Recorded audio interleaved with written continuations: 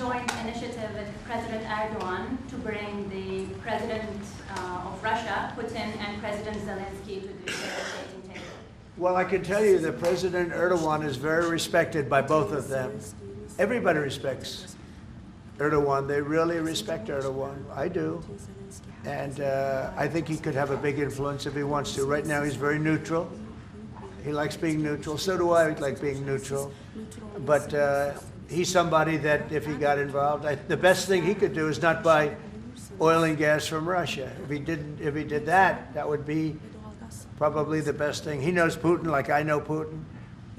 I thought Putin, I settled, as you know, 7 wars, and it's probably more than that if you really want to know the real facts, but 7 wars, and I thought this would be among the easier ones to settle. But I'm very disappointed in Putin. And he's been fighting hard, he's been fighting long, and they lost millions, they lost like 1 million soldiers. And you know, with all of the heavy bombardment over the last 2 weeks, they've gained almost no land. Think of that. They've gained almost no land. And I'm not going to ever call anybody a paper tiger, but Russia spent millions and millions of dollars in bombs, missiles, ammunition, and lives, their lives. And they've gained virtually no land. I think it's time to stop. I really do. Mr. President, a few months ago, you met with Aliyev and Pashinyan. Can you follow up? So where? You met with Aliyev and Pashinyan, Azerbaijan President Aliyev and Pashinyan. Can you follow up on what you want to say about current process? No, I can't. I like this guy. I like him. He's from CNN. Fake news, the worst fake news, but I like him. So it's CNN Turkey. I'll get Brian. Go. Syria has been a major issue between the 2 countries for the past decade.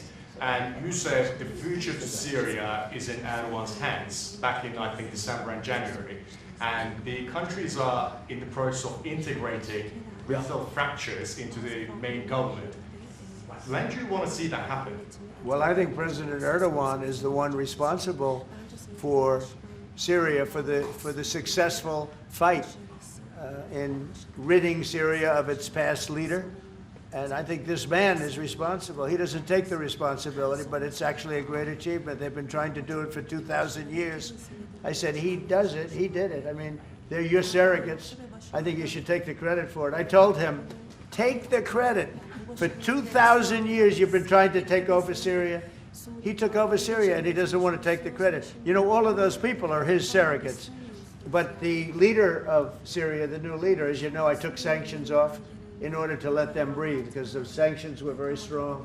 But I think we should have a major announcement today. He was responsible for that victory. It was a victory for Turkey, because they've been fighting, as you know, for like 1,000 years. And it never went, you know, it was back and forth, but he's responsible for that. So he would have a lot to say with respect to Syria. But at his request, I took, and the request also of the King of Saudi Arabia, it's very interesting, and Qatar, they said if you could take the sanctions. We had very strong sanctions. They couldn't have lived with those sanctions, and I took them off to give them a chance to breathe. But the president was one of the people that was responsible for that. He asked me to do it, and I did it.